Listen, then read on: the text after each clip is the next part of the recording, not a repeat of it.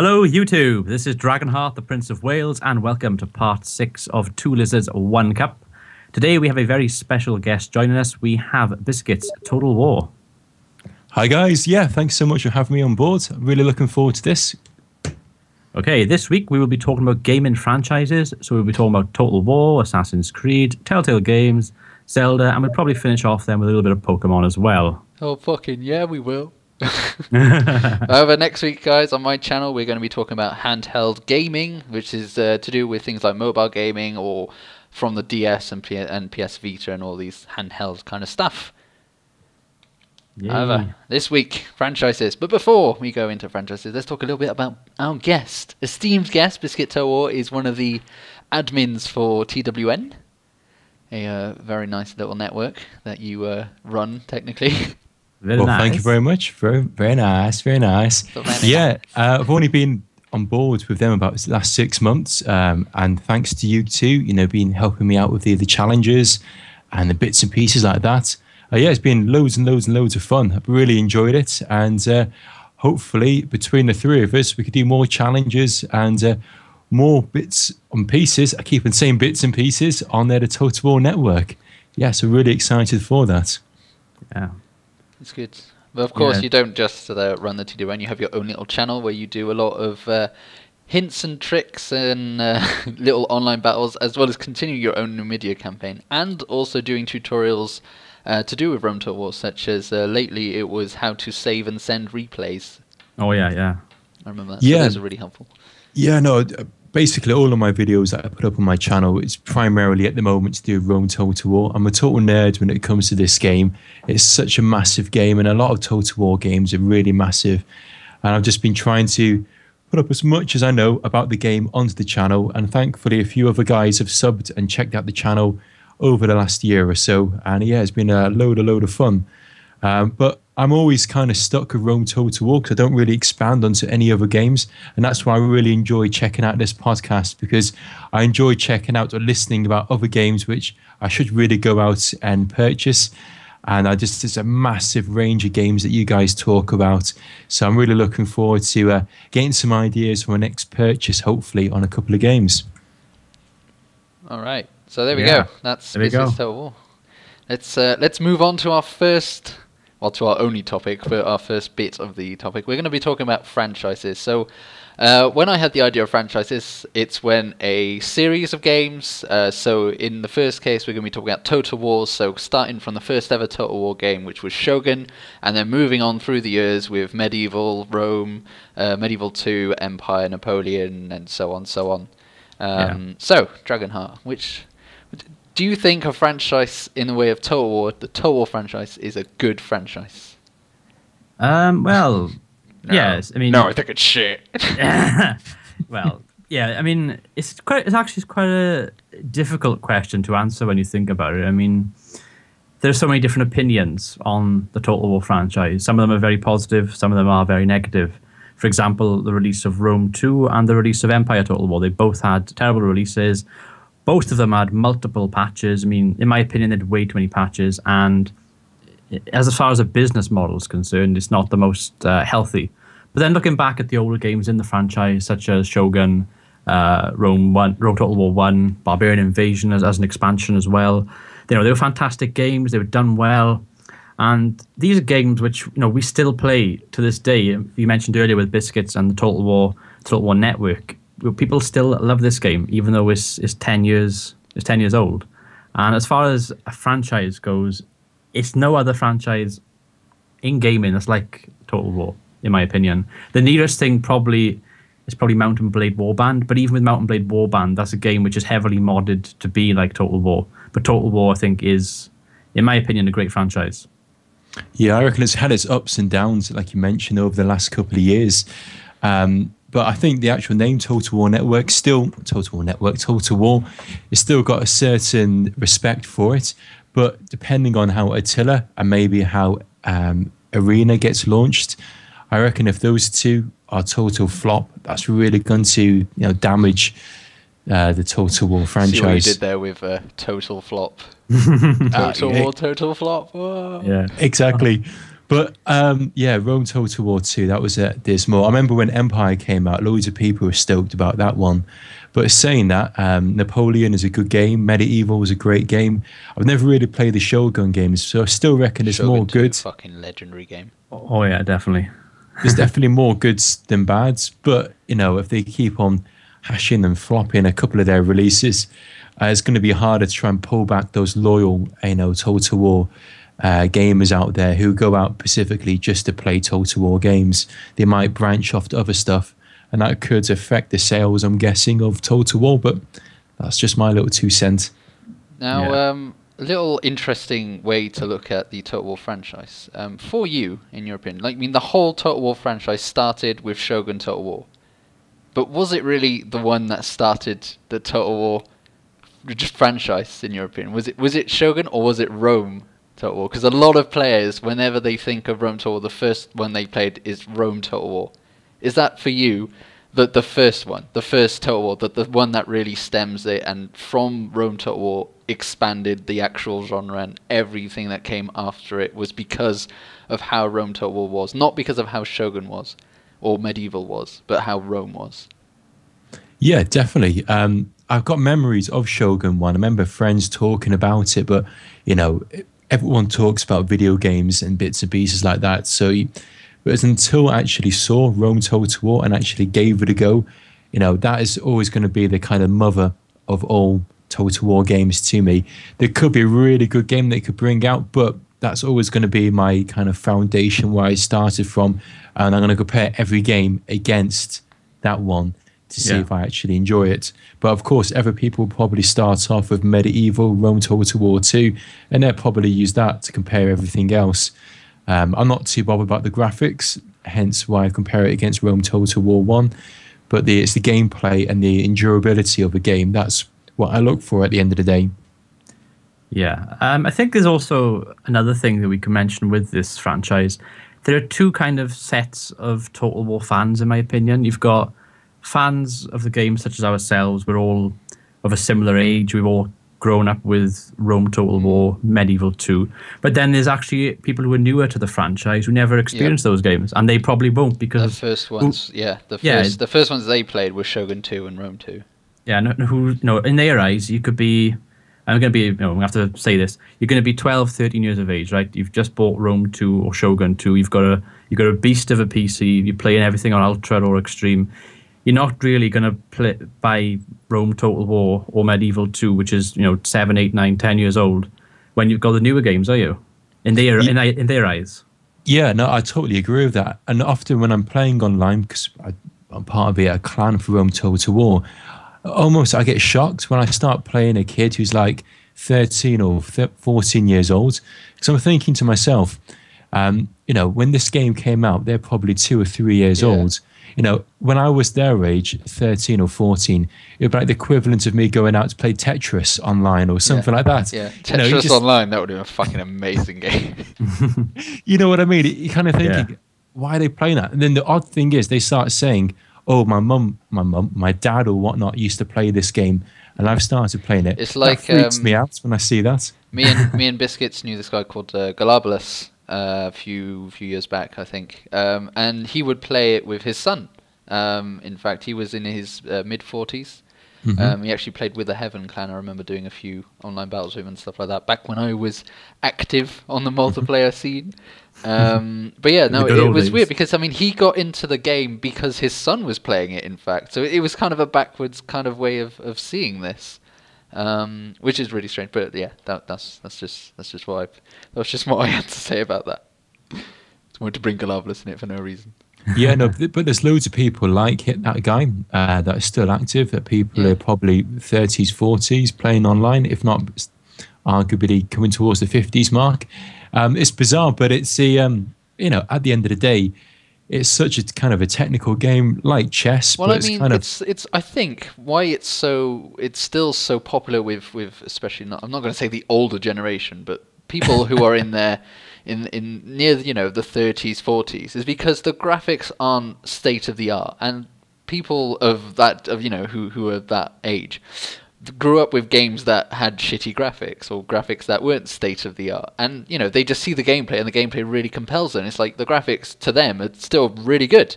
Even to me, when I look at Rome Total War, I just think, well, these graphics are acceptable. I don't really care how the ones look. They look like men. They look like they have swords and they stab each other, and there we go. That's what I really care about. The gameplay is so fun that I look beyond the graphics, and I think that's why it's so compelling to older generations than it is to the young generation, who are much more compelled with Shogun 2 and Rome 2. If I can, I know it's not talking about Total War, but I could just compare it very briefly to Age of Empires. Yeah. Age of Empires, remember Age of Empires 2 came out. I used to play that game like there's no tomorrow. Absolutely loved it, especially the second one. I've still got, Genghis Khan's voice in the back of my mind, and William Frederick Wallace, the Barbarossa. really shitty Scottish William Wallace. But you look at that game, the graphics are absolutely dismal compared to today's gameplay.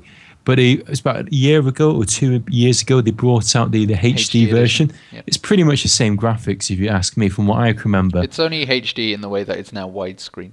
Oh, okay. I was going to say, when I was looking at the graphics, it looked pretty similar, unless my childhood was lying to me. But that's a similar type of game. The graphics are rubbish, but the gameplay in that is really good. And if you play that online, there's some really talented, great players online that play that.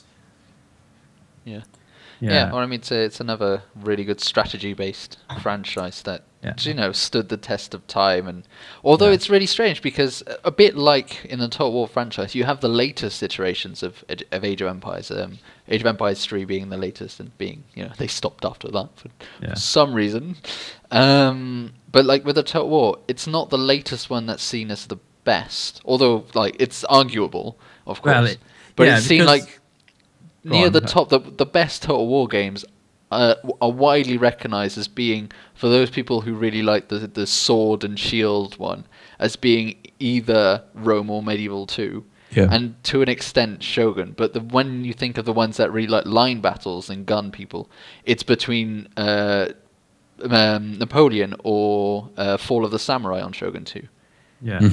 But what constitutes best? Because I know it's completely opinionated. Yeah, because like with Rome 2 has outsold all the other games. Yeah. I think it outsell Shogun 2.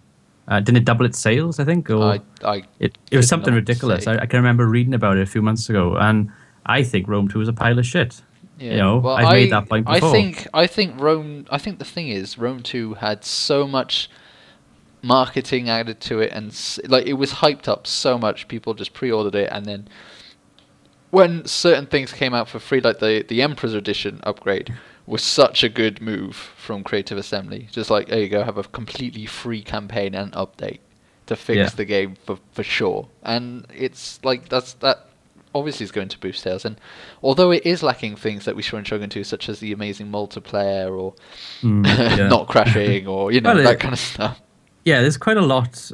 I mean, I'm not going to go into all of it because we'd be here all night talking about this, but with Rome 2, a lot of the stuff that was taken out was actually game breaking, like the siege battles, for example. I mean, that took them forever. That took them the best part of a year to get to the stage they're at now. They're not perfect now, but they're better than what they were. And at least, I mean, with Shogun 2, you can argue that the siege battles they're quite repetitive because each settlement is more or less the same.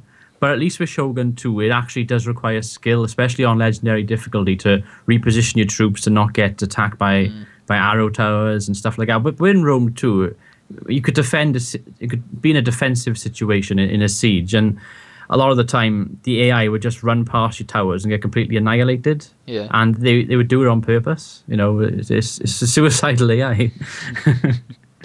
It's just the game's a bit buggy. But then again, when you look at Rome Total War, like the siege battles in that are also still kind of like the pathfinding in that game during the sieges is abysmal. You can't say that isn't. If you're going to play Rome Total War, the original one, when it comes to a siege, if you got cavalry and you're trying to get into the settlement, your guys are going to go all over the place, and it's unfortunately just take that part as the game itself. Yeah. But in comparison to Rome Total War 2, yes, Rome Total War 1 isn't perfect, but I still reckon there's more glitches on Rome Total War 2 than there is on the classic, the original. Yeah, I watched your video the other week, Biscuits, and you mentioned, it was your Q&A video, and you mentioned that you got Rome 2, but you've only put, was it 4 or 5 hours into the game? Actually, I'll bring up the exact figure. Now, considering I pre-ordered this game, I built this PC to play Rome Total War, spent the best part of $1,000 on playing Rome Total War 2. You can imagine what my expectations were. As of today's date, since buying the game when it went on release, I've clocked up 17 hours. Of which 10 of those were loading screen. Probably over 2 of them was me sitting in the lobby when it first came out, waiting for more people to join. Because you could only have 3 people or something. You'd only see 3 games in the lobby. It was anyway. I've just gone back to playing Rome Total War, maybe the odd medieval. Branched out into Napoleon to play a few mods, which is great game. But yeah, it's the old classics which I prefer. Yeah. All right. Well, I think this is a nice way to end the Total War talk. Cool. So let's move on to Assassin's Creed. Ooh. Assassin's Creed is a really, for me, it's it's a franchise that I've really, really, really enjoyed. From Assassin's Creed 1 all the way up to Assassin's Creed Revelations, and then after that it just dipped massively. Yeah. And I think unlike the Total War franchise, where it's like the Welsh Valleys, it's a bunch of peaks and troughs. You've got really, really good ones, and then it sort of dips because of one game's bad release, and then it rises again, and then now it's dipping, and hopefully Attila's going to make it rise again. Assassin's Creed is just like Everest. It just went really good and then just went fucking shit really quickly. Yeah, so let's discuss that first, and then we'll discuss maybe why. Okay, well, we actually went into a little bit of detail, I think, at the end of, was it our last podcast or the podcast previous to that one? Before. Yeah, it might have been. I think we had a 5-minute segment at the end, and we kind of brushed on the subject. But both of us are Assassin's Creed fans. We both played all of the games, and the series as a series, as a concept, as an idea, it's a fantastic idea. To have a main character who can relive his ancestors' memories. I mean, that would be so cool. I mean, can you imagine? Fuck genealogy and historians and stuff. We just recreate our ancestors' lives. That's just such a unique. It would be so amazing, yeah. Yeah, it's such a unique kind of concept for a game, and I actually really enjoyed the early games. The first one, even though the first one was really repetitive gameplay wise. Well, the first one was the first one. Yeah, it's that concept had totally never been done before, and just the whole wall running and all that. Although it was repetitive, it was so new. Yeah, and there's moments from that first game that still live long in the memory with me, because who can forget their very first time climbing top of a large building and doing a jump off the top into the haystack. Jump, yeah, I mean, that's just and the whole synchronizing and seeing the whole level design detail of these brilliant cities, it's fantastic. But the series, like you said, around about the time of Revelations, Assassin's Creed 3, it started to go downhill, and unfortunately we started to see a lot more bugs in the games. And the very latest game in the series, Unity, I mean, I don't even have to really mention it. I mean, it's there on the internet for everyone to see how appalling the game is. Have you ever played any of the Assassin's Creed Biscuits on your friend's Xbox or something? No, to be honest, I've never even touched Assassin's Creed. I've only ever seen trailers on YouTube and watched the odd video. It looks pretty cool. I'm guessing, to me, it looks like a GTA based in ancient times. Minus that would be fucking amazing. That would. Hey, there you go. That's the next GTA game. Yeah, going back in time. GTA Damascus. GTA Damascus. Oh my god! Hijacking people in carts and whatnot. It'd be awesome. Camels. You stole my camel. I must kill him. No, camels before hoes. Killing hookers on the side, but it's you don't get anyone chasing you because that's totally legal. Yeah. I just thought of something very cynical. As gaming designers and developers, they got all this kind of DLC whoring. Yeah. Well, I think if there was an Assassin's Creed Damascus or GTA Damascus, it'd be the Baby Jesus DLC. Oh, Oh my Pay god. good money for that one. That'd be awesome. But yeah. So anyway, let's move back to away from GTA Damascus and back to Assassin's Creed. Do you think that the reason why the games have been getting just worse and worse over time is because the franchise has been going on for too long? Do you think that they should either have stopped doing regular updates to the games, regular new titles, and just like waited 3-4 years before rebooting it, as they did with, say, Tomb Raider? Or do you think that it's just because the game itself, that the idea is just gone? The idea is it's nothing new anymore. It's just all same old Well, in a different town.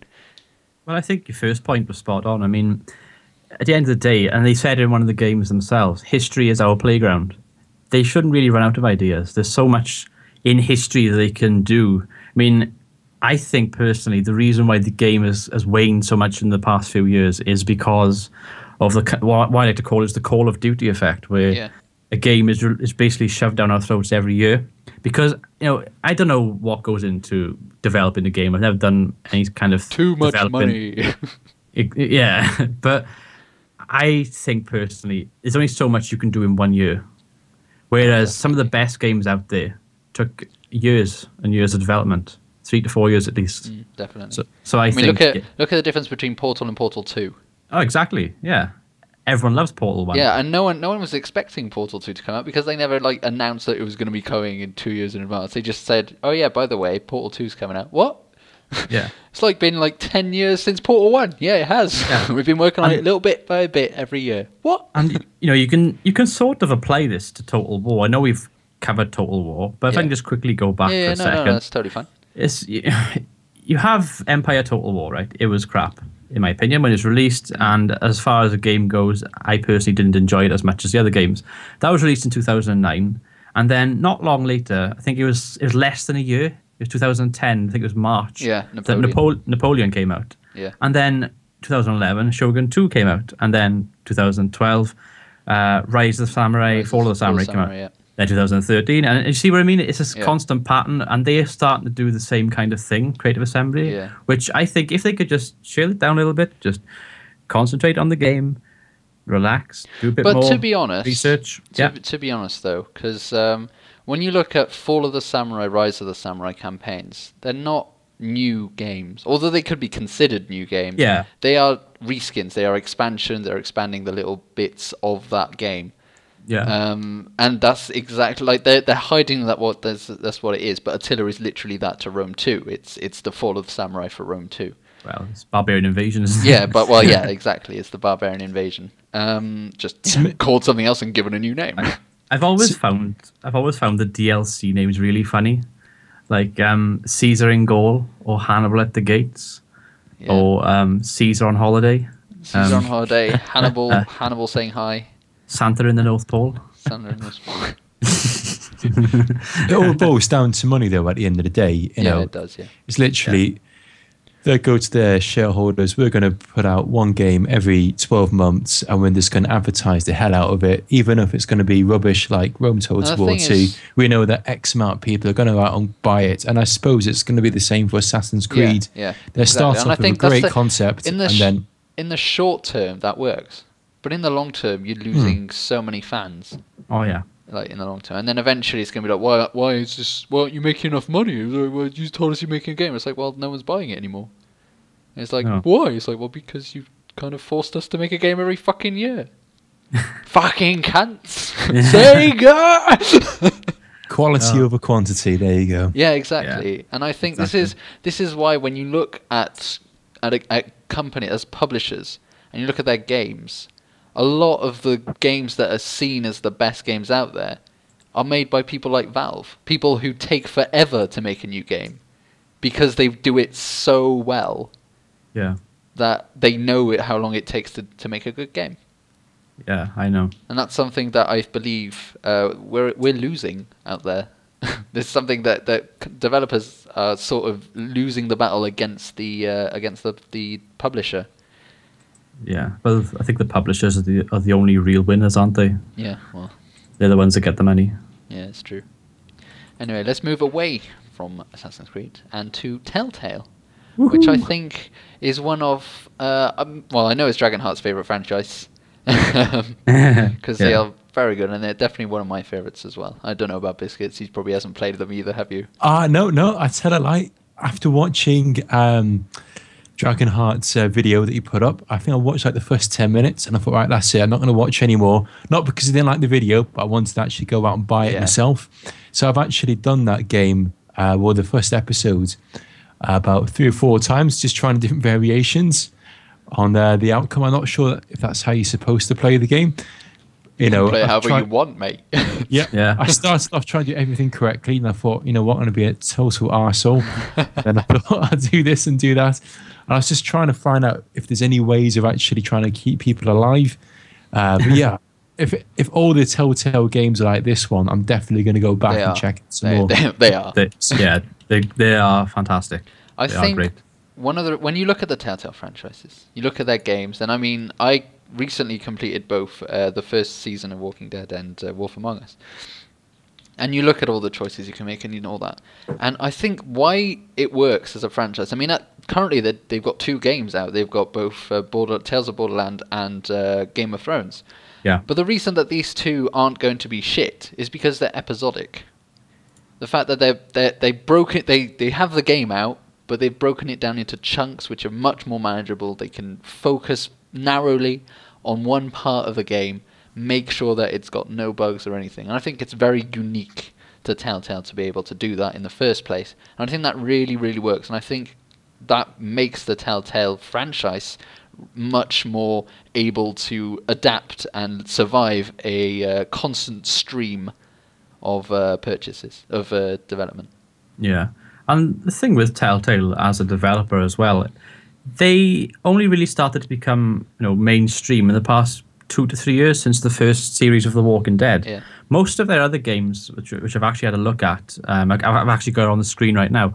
They've done loads. They've done CSI. They've done Puzzle Agent 2, Jurassic Park, Law and Order.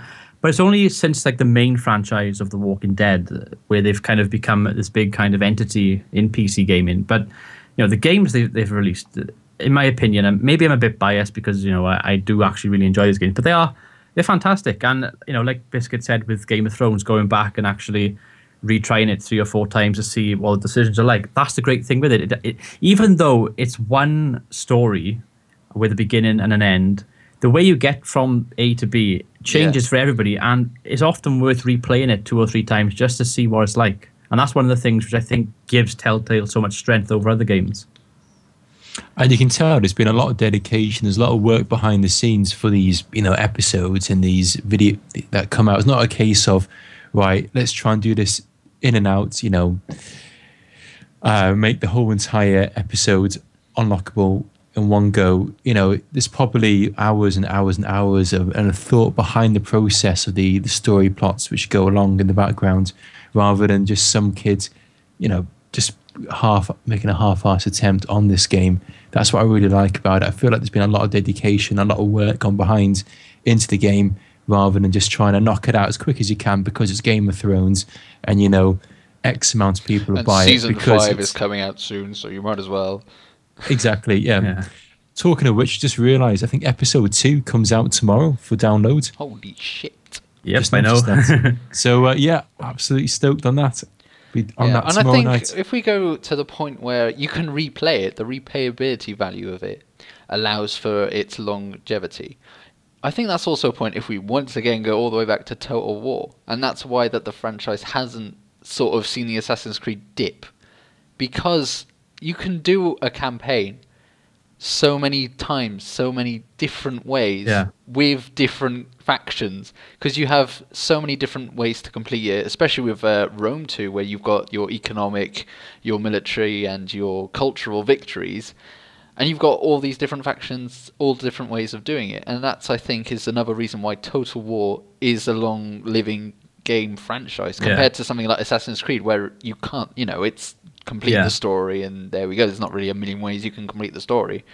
Yeah, I also think as well, I think one of the reasons why that's the case is because it's pretty much a sandbox game, isn't it? You can pretty much you can do what you want in Rome. You can either take on Carthage with Rome, or you can just jump all your men into a ship and go to Britain and try and take out Britain. You know, you can play it however you want. In Shogun 2, if you want to play as the Hattori on legendary difficulty and try and take out the shogunate in the very first turn, you can and become shogun. That's possible. You can pretty much do whatever you want. And I think with Assassin's Creed, I mean, it's like you said, it's story, it's side activities, it's story, and then end of game. There's no and really. I mean, when you look at how Biscuits thought Assassin's Creed was going to be with GTA, if you compare it to GTA, GTA has a story, but you can also do all this extra stuff, which is you know, you don't have to do the story. You can do all these other shit. You can just go around and jump on cars killing people for no fucking reason, you know? In Assassin's Creed you can't, because you get fucking killed if you kill people. You get disconnected. Get disconnected. Your ancestor did not do this. You fucking idiot. Oh yeah, you did. You don't fucking know my ancestor. All this talk about GTA, I feel like we should talk about the GTA franchise and how Damascus should be the next one. So Rockstar, if you ever make a GTA Damascus, we came up with the idea first, and we would like a little bit of the money, please. Yeah. Exactly. Just out of curiosity, what's your favourite GTA game? I've played all of them except 5, which I'm so excited for on PC. But from playing San Andreas, it's just the one I spent so much longer on. And so I can't. GTA could you get 5. that to work on your PC, or was that on your Xbox? Yeah, on my PC. I've only played them on my PC. Ah, right. Yeah. No. I'm so looking forward to 5. I'm literally going to go on 5 to play fucking tennis. Like, I was watching a video, and then my housemate Sam comes in, and while I'm watching this video, just to talk about shit, he's like, "Oh, what are you watching? You're watching tennis?" He's like, "No, I'm watching GTA." It's like, "You're going to be getting GTA?" It's like, "Yeah, I'm really tempted to get GTA." So, "Oh, right, if you get it, I'll get it, and then I'll play it at tennis." Fucking yeah. God. So that's going to happen. Oh, man. GTA 5 is probably my favourite, just because of the amount that you can do in the game. It offers so much content. I watched a video. I watched a lot of GTA video from Nerdcubed. I don't know if you know him. Yeah. And he does a lot of GTA challenges. And there was one of the really early challenges, which was to run the triathlon. Yeah. And it's like, you can do a fucking triathlon in this? It's like, you do swimming, cycling, and then running. It's like, what? This game is fucking brilliant. It is. The stuff you can do in it is absolutely insane. But for nostalgia reasons, I also really like GTA London, which have you either of you played? That's the 2D version, though, isn't it? Yeah, it's the 2D version. It was on PlayStation 1. And there wasn't much voice acting in the game, apart from "Shut up, you tosser," and then somebody going "wanker," because they had these really stereotypical kind of London accents. But it was really good. They had like 4 weapons. You could have a pistol, a shotgun, a flamethrower, or a bazooka, and it was mad. You just literally pick people up, drop them off, have the police chase you, and just ride around in 2D cars. It was really good, and one of my favorite games. There was a from Nintendo back then. DS. Called Chinatown Wars. Oh yeah, I remember that one. That game was so good. That went back to the original GTA kind of thing, because obviously on the recent GTAs are very they're 3D worlds. You know, you've got your whole person and all that. Whilst the original one is top down, drive your cars, blah blah blah.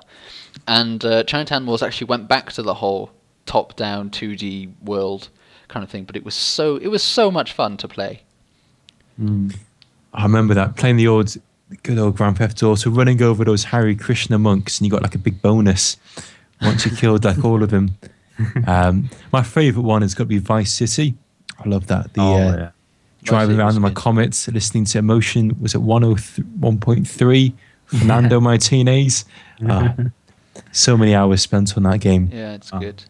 I mean, and it's another thing about GTA is that they don't release every year.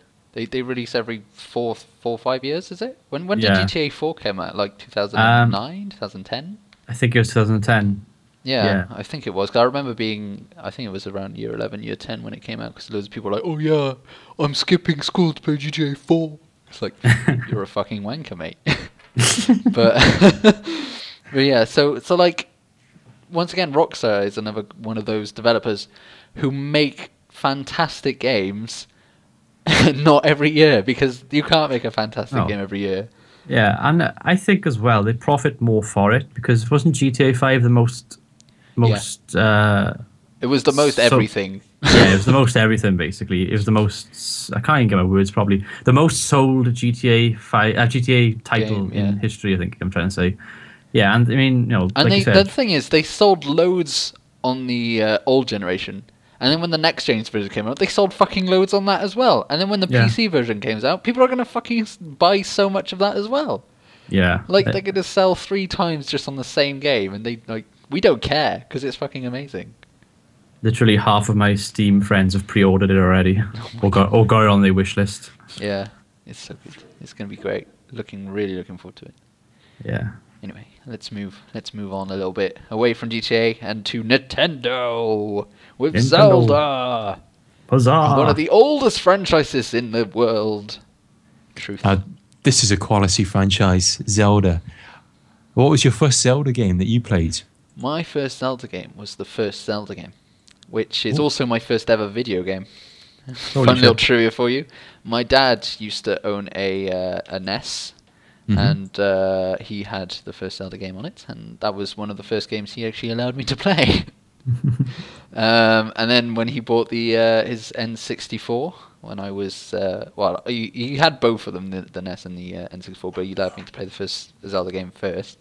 But he had what's it called? Zelda, the Ocarina of Time. Yeah. And I played that, and I was just like bedazzled at my young age over the 3D-ness of this amazing game. And like, Zelda is for me it's such an amazing franchise. It's not a franchise that I've played a lot of. I've only ever played the first original one, Ocarina of Time, and I played one on the Wii, which I can't actually remember the name. But so it's not one of those franchises that I played a lot of, but it will always remain as one of those franchises that got me into gaming. Yeah. Go on. I was going to say, I'm pretty much, the same as yourself there, Rex. I got my N64, got Ocarina of Time, and I played that game so much. You know, that game was absolutely massive. When you're used to kind of playing really small kind of platform games, I remember at the time playing other games like Mario. Yeah, you know, it was Mario Kart, which, you know, it's great, but it's only about 8 or so levels that you could go on. At that time, yeah. You know, the games are so small, but this game was absolutely huge. You know, you could have a daytime, you could have nighttime, you'd grow old. You know, it was just, to me, it was jaw-dropping. And that was one of those times when I look back on those handful of games that, you know, really stick out because of that game being what it was. I reckon that kind of propelled me to check out more video games and bits and pieces to where I am at this stage. But yeah, I'm looking forward to Majora's Mask being re-released on the Nintendo DS. I only bought Nintendo 3DS just so I could play Ocarina of Time again. Let's hope it doesn't do the same thing that Rome 2 did for your new PC. I know. Throw the DS out the window. But yeah, I bought the 3D DS just so I could play that Zelda game again, because it just brought back all these memories of doing Zelda's Lullaby and was it Epona and you know, oh god, it was just awesome. So I've played a few of the other standard games that Zelda have done on the DS, and you know, they've always been a certain quality. You can't really get let down too much by a Zelda game because they don't come out every other year. It's like going back to the GTA, you know, it's a quality over quantity. Yeah. And I reckon that's one of those games that people will go out and just buy, even though they haven't played many video games, but they just know the new Zelda's coming out. It's a new Zelda, get it. Exactly. I'll go out and buy it and check it out. Even, what's his face? I'm sure, is it Robbie Williams? You know, the guy that died? His daughter, Robin. Oh, jeez. Yeah, she's called Zelda. She's called Zelda. Yeah. So, you know, all these people have been influenced by this game, or even named after this game. I don't know anybody called Link yet, but I'm sure there's a few links out there in the phone book. I think the thing with The Legend of Zelda, though, it's mad because it's such a basic kind of concept. At the time, like the first Zelda game is a 2D adventure RPG. You know, it's one of the first ever ones, and just the concept has stuck. Yeah, and it's just gotten just amazing. I mean, like it's kind of cliche. You've got a hero who wears green, has a master sword, must save princess from evil being. Yeah, that's basically the concept. Time, that is, but the thing is, But the thing is, the people who play Zelda aren't people who you don't really see newer people play Zelda. It's mostly the people who played the original ones. I would be surprised if one of the newer generations, say someone who's like 10 or 11, would play the new Zelda games. And I think it would be the parents, the people, the older generations who have played the originals that would push it onto their children. So but you can imagine that conversation. Hey, little Ricky, play this game. Well, these graphics suck. You mean you can't do any drive-bys? You can't do any of this? You can't pick up any hookers? I saw talking about that, I saw a kid playing GTA San Andreas on his mother's iPad. Yeah. And I was just like, generation. This is a new generation. Yeah. I've actually got a confession to make. I've actually played GTA 5 with my niece. And she enjoyed it. I was surprised. But I think, to be honest, though, it's not a bad thing to do. No, I didn't. Like, I obviously didn't explain. Like, we didn't play it properly. She just likes to nick cars and drive around in them. Which is totally innocent, to be honest. A lot of kids would just do that, and without thinking like, oh my god, I've killed someone. Oh, I'm such an evil person. It's just like, look, I can do this. I'm going to steal a car. Your car's really cool looking. I'll take that. And it's just so. No one. The kids don't think about it. It's just like the media's always like, "Oh no, kids doing this or be doing that in real life." It's like, no, they're playing a fucking video game. Yeah, I always get annoyed with that, especially with GTA 5 because GTA in general, because they always seem to be the one that cops it. It's like you'll read a news article and it'll say, "Oh, mother of 3 mowed down by son in car." Because he played GTA, and it's like, well, no, it's not because he played GTA. Was it Angry? I think it was Angry Joe Show was doing his top 10 controversies. Yeah, I watched it, and he did what was it about hatred? And that's right, yeah, that game. And he was like, and I hit the whole argument of people play hatred will go around killing everyone. It's like Hitler didn't play fucking Tetris, Stalin didn't play Pac-Man. They're still fucking evil. Yeah, no, if you're going to go out and do that, you don't need a video game to give you an excuse to do that. You're probably messed in the head already before you start picking up GTA or whatnot. I actually read this story the other day. There's this guy in Korea who was a video game addict, and he used to like the Dance Star games, the ones where you jump around on a pad. Oh yeah, the I can't remember what they're called. I can't remember what they're called either. But he basically Just Dance, isn't it? Just Dance, yeah. It was one of those type of games, and he was such an addict. He tried playing it for 3 days straight. Yeah. Without eating or drinking, he dropped dead of a heart attack. I'm not fucking surprised. That's how much of an addict he was. And they say that video games bring us to violence. No, I'm breaking the records. Can I have a go? No. I'm going to hog this machine until... Bless him. Yeah. I'm assuming it was the arcade one, not the one that always... Because you have one at home, you can have one at home, yeah. You have them like on the Wii on the Kinect or something. Yeah.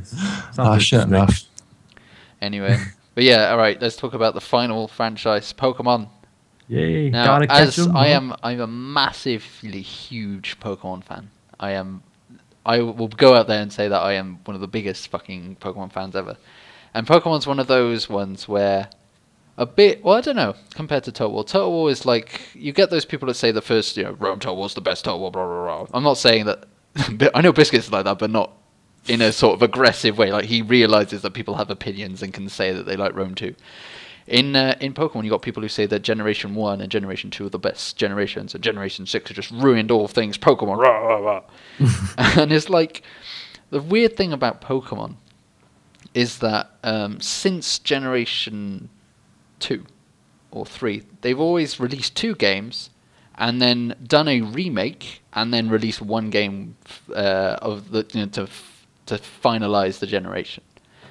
And the thing is that they do happen every year, which is one of the things that I personally dislike about the Pokemon franchise and the way that it works, is that it's one of those franchises that a new game is released every year, which it boils inside me because I really don't like it. But even so, I play every Pokemon game, and every year the games are still bloody amazing.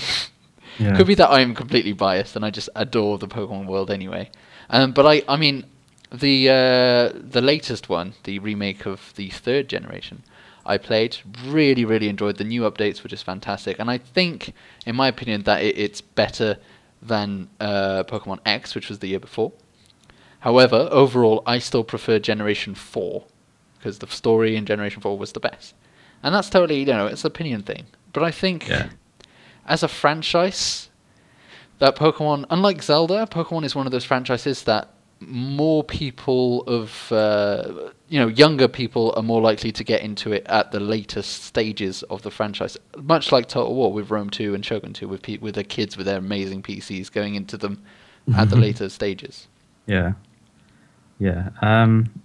As far as I'm concerned, I think the original Pokemon's my favorite, but I think that's because of more from a nostalgia point of view, because we grew up with Pokemon, didn't we? We were in school when it was on TV. We had the trading cards and all the merchandise and stuff. And I just think, because I haven't played the newest ones. The last one I played was White 2. Yeah, that was awful. Yeah, I didn't think much of that. White wasn't too bad, but White 2 was very bad. Yeah, but like red and blue. Blue in this country, green in Japan, wasn't it? Japan, yeah. They were the ones which did it for me. They were great. What about you, Biscuits? Ever played Pokemon? I've played Pokemon Snap on the N64 many years ago. Oh, I think he just went around taking photographs of Pokemon. Now, that kind of went over my head. I'd rather play GoldenEye at the time than play Pokemon Snap. But yeah, when it comes to Pokemon, I know diddly squat. I know Pikachu and a Charizard. Apparently people went crazy for Charizard that was shiny or something like that. Yeah. Charizard. I remember kids getting picked on at school, getting their cards stolen off them, and people spending good amount of money trying to buy cards off one another. But that kind of Pokemon cards phase thing, that went past me, unfortunately. I just kind of watched on. Didn't make sense to me, I'm afraid, at the time. But I do appreciate the game, and to be honest, I wouldn't mind actually starting off with one of the basic Pokemon games, because it was a game that loads of people played when I was younger, but I never actually kind of took part in. But so I've got respect for the franchise, and I definitely would check it out. See, I think as a player of Pokemon, I mean, when they announced the remix of Generation 3, I was like, I have to go and buy a 3DS. I just have to go out there and buy one for these games, and I did, and then I played all the Pokemon games on the 3DS as well as other 3DS games. But it's just one of those franchises that I just wish that they released a new game every 2 years rather than every year, just to make sure that everything is perfect and working, and not really pushing it all the time, because I know that they want to continue. Because I mean, one of the big problems about White and White 2 and Black 2.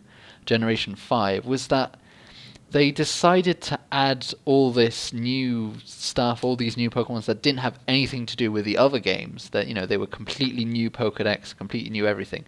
Is that there's just new Pokemon that a lot of people are like, what the fuck is this? I mean, you had a Pokemon that looks like that is garbage. You got Pokemon that's ice cream cones and all that, which a lot of people are like, well, this is a part of shit, Pokemon's gone too far, they should just stop and die. It's like, well, no. When I played through the games, I realized that these Pokemon are there because that's what the whole the region is all about. It's all about all these Pokemon that have turned into to function as certain items and certain stuff. Yeah. Such as the garbage Pokemon would live in the garbage dumps, hence why it would look like garbage.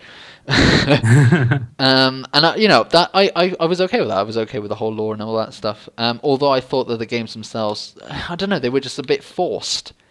And I think what happened is that between Generation 4 and 6, they just like, well, 6 isn't coming out for a while, and we're going to be doing completely updated graphics and all that to go on the 3DS.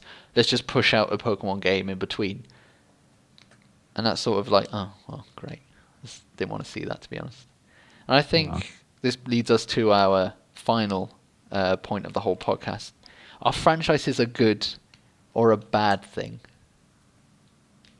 I think they're good. Yeah, franchises are good. Sorry, you carry on, Dragonhearts, sorry. That's right. All I was going to say was I think they're good, and I think they're good because they build up fan bases, and at the end of the day, that's how video games survive, from a fan base. Yeah, I'd agree. Franchises are good. You buy into a franchise, that franchise stands for something, and hopefully it stands for a certain quality. You know what you're going to get when you buy something that's in that franchise. Sometimes the franchise, though, kind of almost take the mick, in that they can just knock out games every 6 months, every 12 months, and just rely on those. Rely on those loyal gamers initially just to go out to buy it, and then effectively when that dries up, they'll move on to something else. There'll be something similar, and they'll try and knock out several games. So it's a good, but can be a bad thing if it gets too popular, and the company just concentrating and trying to make more and more money, which I'm sure most of them are at the end of the day. We live in a society like we do. But it can have a detrimental effect, the bigger picture, I suppose, if it gets... Do you think that companies should focus less on franchises? That franchises still exist, but they should focus less on continuing a franchise, allowing it to, the hype to sort of go down after a new Total War is released, that they should just let it slip for a few years, make new things like making Alien Isolation or all these other things, and then coming out, oh yes, here we go. A bit like how Valve does it, when they've got all these games, all these franchises, you can say, you got Team Fortress, you got Portal, you got Half-Life and all that, where they don't talk about their games. They just once they've, they hype them up like 2 months before release, and then they get released, a lot of people are fucking happy because they're fucking amazing, and then they just stop.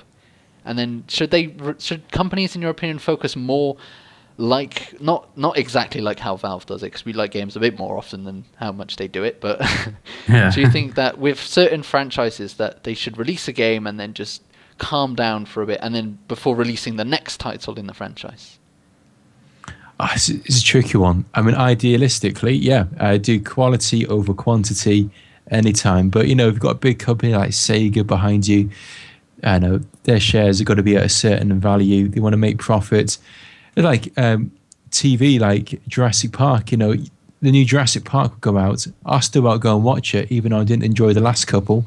Like the video games, Total War make a new one, and you'll think, is it going to be any good? But you'll go out and buy it anyway, regardless if somebody says it's shit or not, because you've bought into that franchise.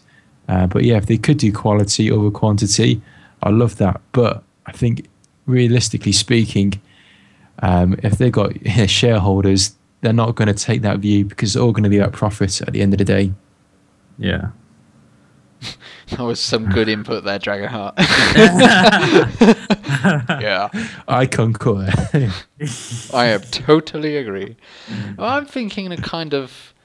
Because it's kind of hard when you look at like Total War, because Creative Assembly, literally, Total War is their main franchise. It's the only thing that they really focus on. And then Alien Isolation was one of their first goes at something completely different. But do you think, because of the success of Alien Isolation, that they, I mean, it's very unlikely that they will, but that they should possibly, like after Attila, just wait a while. I mean, we already know kind of what's coming soon with a fantasy-based Total War, and we just, do you think that they should just wait? I'm really hoping that they wait 3, maybe 4 years before releasing it, just to allow the dust to settle from Attila, if whatever. Allowing for DLC for it to be made, maybe, things like that, if they want. No, they will. No, obviously. we already know there's going to be... Well, we've already got DLC for Day 1 Vikings. Day 1 Vikings. Day 1 Vikings. Yeah, I get your point. I mean... It's Warhammer. Because, I mean, when you look at... Yeah, Warhammer. Fucking looking for it. But, I mean, when you look at GTA managed to get along with it either, Rockstar bring out a game every bloody 4 or 5 years, and they get away with it, and that's totally fine. It's just I don't know. It's to do with the publisher, isn't it, and the shareholders. Well, I think it's also to do with the fan base. GTA has a much bigger fan base than Total War, doesn't it? I mean, you have to be a certain type of gamer to appreciate. Yeah, that's true. GTA does sell like hugely more than. Or GTA is a fucking AAA title. Total War isn't. So. Exactly. Yeah. Yeah, it's a shame. Total War should be. Total War GTA. GTA Damascus. Hashtag GTA Damascus. If somebody could do that, make a mod, that'd be awesome. GTA Damascus. I really want to see that. Yeah. Just do. Anyway, I think we're probably getting to the end of this podcast. Yeah, so, I think so too. Do you guys have any final thoughts? I just want to say quickly, if I may, just big thank you to you guys letting me join in. I've been watching this podcast every week, or since it came out, bar the week that it didn't go out because your computer died.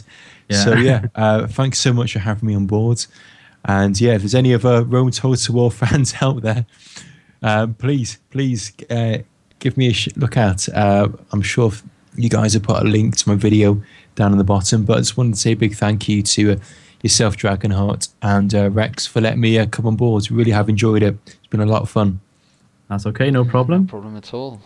No. So yeah, I would just like to, on my behalf, I would like to thank everyone for listening. If anyone has any comments on this week's thing about franchises and what you think about franchises, or about next week with handheld games, whether you think handheld games are a good thing, mobile games, blah blah blah blah blah, that would be fucking awesome. Yeah. As always, guys, thank you for watching. A link will be in the description for both Biscuits Total War and Lord Rexasaur. And hope you have a great day. And like Rexasaur said, any comments, leave them down below. I've been Dragonheart, the Prince of Wales, signing off of 2 Lizards, 1 Cup. Thank you for watching. Until next time, goodbye.